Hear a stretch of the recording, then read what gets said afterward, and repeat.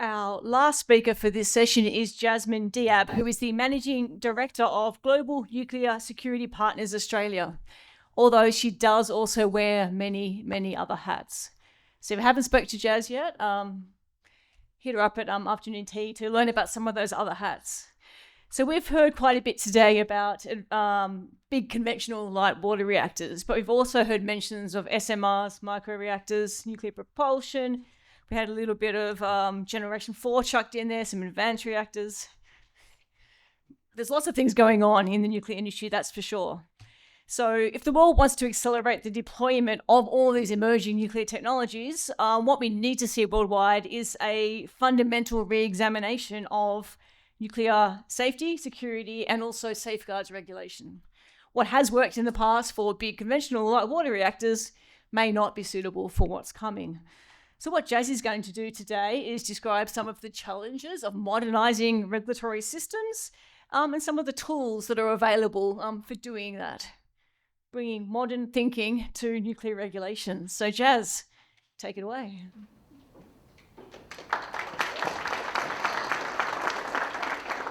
Thanks, Joe. I get super excited by nuclear innovation and startups, and it took me stepping away from government to realise just how full of this amazing technology we are in Australia. And so it's made me think a little bit about how can we be on the forefront of being able to support a lot of these innovative technologies to showcase to the world a way to get this stuff out and commercialised. So I thought I'd talk about regulation of emerging technologies. On the list, I've put 6 types up there. Now, this is only really in the operational side of the nuclear fuel cycle. I have to mention that in Australia, we are really good at innovating at the front and the back end of the nuclear fuel cycle. And we just heard about Synroc and its amazing technology, but we have innovators that work in the uranium extraction place. We have people working in the enrichment facilities, looking at fuel types, and then at the back end, how we can process waste forms and store and dispose appropriately. So this covers all of it, but the ones I want to highlight a little bit are in the operational sense. And so this is just a small snapshot of some of the startup companies that work in each of these technologies. This list is not exhaustive. Tony gave us, I think it was 120 odd SMR designs that are out there globally. It's crazy, but there are a few that are Australian startup companies that do this. And this is amazing. Up until the point they want to start putting a pilot program together or building a pilot plant, we lose that technology. They go off to the US, they go off to Europe, and we get left with, I guess, a gap. We lose these amazing entrepreneurs and innovators because we haven't got the legalities, and I won't talk politics, but if we were able to allow that and support that, we could have these technologies being regulated and rolling out in Australia. And so things like microreactors and nuclear batteries. Australia has a great case for use for these technologies. We then look at SMRs and advanced reactors, which Tony mentioned in a lot more detail. Commercial maritime propulsion, which I spoke about last year at the ANA conference, is something that is getting a lot of investment globally to reduce carbon emissions for the shipping industry, which we are so heavily reliant upon as an island nation. So being able to support that commercial propulsion for ships that are flagged in many different countries, some that have regulators, some that don't, is a really important step forward.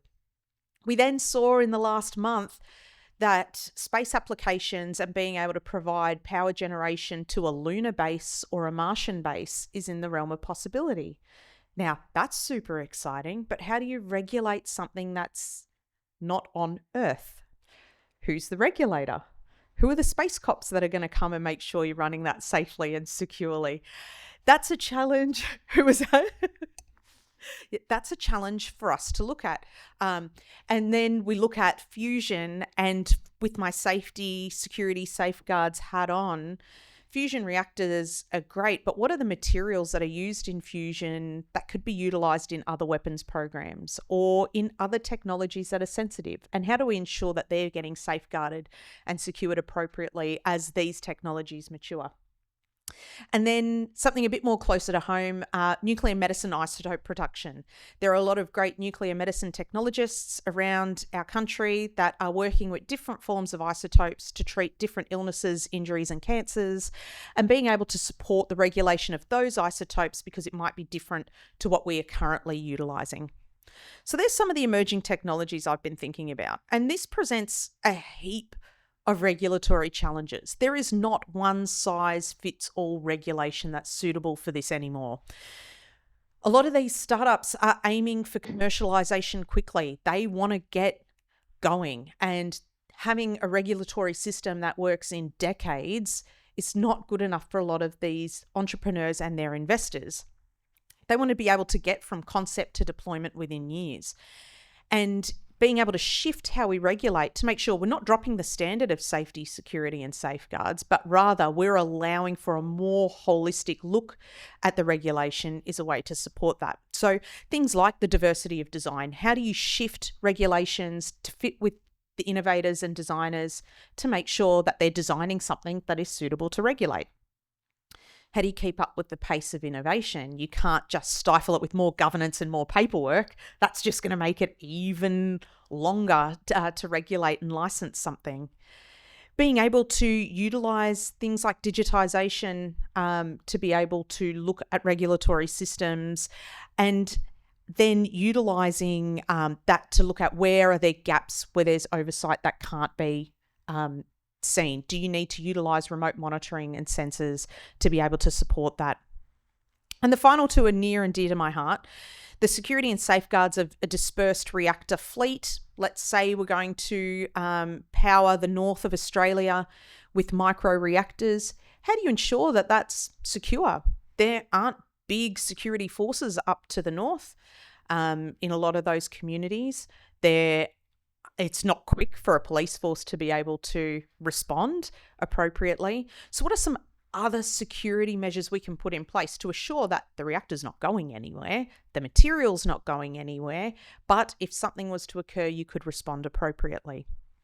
As well as the global supply chain security. As the demand for nuclear increases, that supply chain demand increases, and making sure that we don't have dodgy companies coming into the system and potentially sabotaging these new nuclear designs through supply chain issues. So there's some of the challenges that regulators need to consider. But on top of that, it's not just the technological side, it's the public trust in technology. And the future of nuclear is a really interesting conversation to have here in Australia, because you will get the people that are at the extreme that there is no such thing as clean nuclear, never will be, it's awful. The more we put out, the more security risk we have. We're now going to be targets for all military action. So you get that side, but then you get the other side that are very opposed to large nuclear, but hey, I'd love a thorium reactor. That'd be cool. Or I want a fusion reactor. That's the way of the future because there's no waste.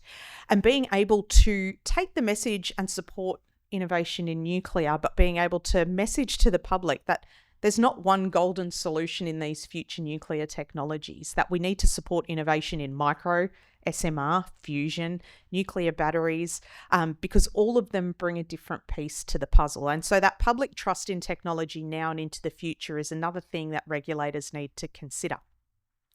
So what are the requirements really for this modernisation? And really, I think the challenge that's set here is that we're building frameworks for regulation that don't fully understand the technology at itself, because we don't fully understand the technology itself. And we'll talk about fusion, for example. In a physics lab, you can get a great fusion reaction. How do you scale that up, commercialize it? What does that look like from a practical perspective? And until we conceptualize that, you can't really write a regulation to fit that. And so there's a really big shift in how we think about looking at the risks in regulation and understanding the technology there. It's also being flexible and adaptable. And I think you're seeing out of the US and Canada, they are being forced to be a bit more flexible and adaptable in their regulation as SMR companies are pushing for licensing. The stock standard licensing agreements just weren't working and were taking too long and didn't really address the technology. So being able to have a regulator that's got the skills and experience to be a bit flexible. But they can then leverage off things like digital oversight tools. So utilising things like real-time monitoring and sensors and predictive analysis and AI tools to be able to work with the innovators to see what are the actual risks within the technology versus what are the things that we already know are going to happen with that reactor, for example. And excitingly, we're seeing a lot of international collaboration within this space. The International Atomic Energy Agency has its SMR forum where it tries to work with innovators and entrepreneurs, as well as with regulators to figure out how do we do this from an international scale. But I think there's also an opportunity here for us to work with other sectors, and I put the example of medical regulators here, because they're in a space that's constantly evolving. How do we learn off how they evolve and regulate, as well as environmental regulators who are constantly evolving as well? So some ideas from the mind of Jazz, and I put a caveat here, the mind of Jazz is like jelly at the moment because it's baby brain. So some of these might work and some of these might not. And this is the type of fun stuff we get to do when we innovate and modernise, right?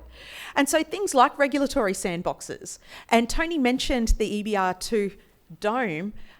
What a great space in the US to be able to innovate with regulation. How do we in Australia build a regulatory sandbox where all these startups and really smart young people can come with their idea and test it with a regulator to see where the risks are?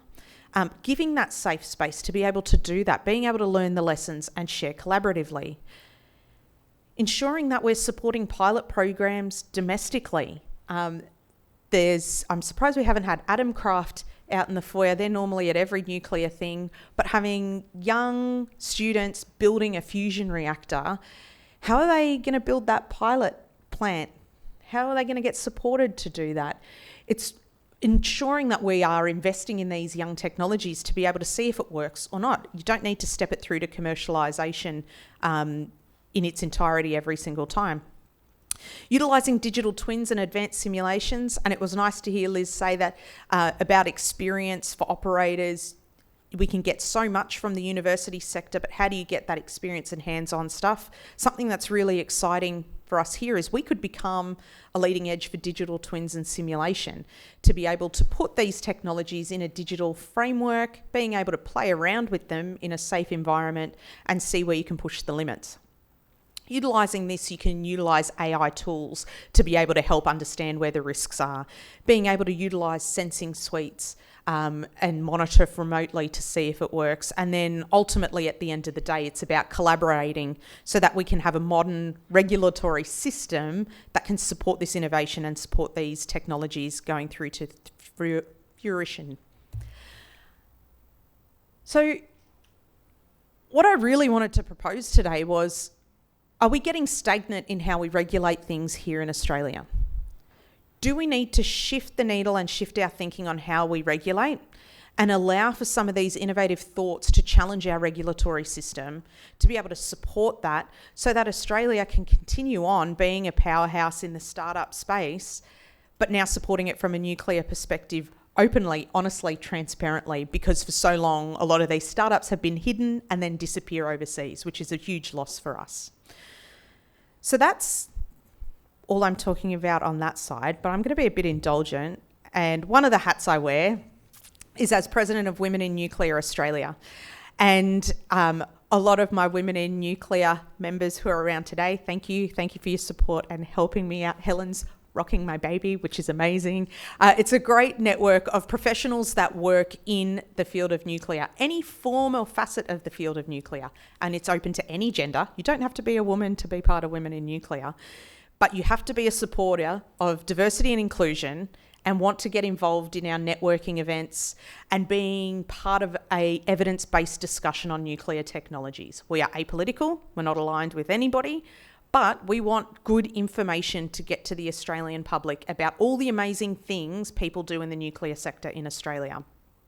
We are a chapter of the Women in Nuclear Global community, and if you like being a nuclear tourist, then joining the Women in Nuclear Global events every year is a great way to be able to see the nuclear world, and I encourage you to do that. It is free to join. I've put our details up there. Jasmin Diab, everyone.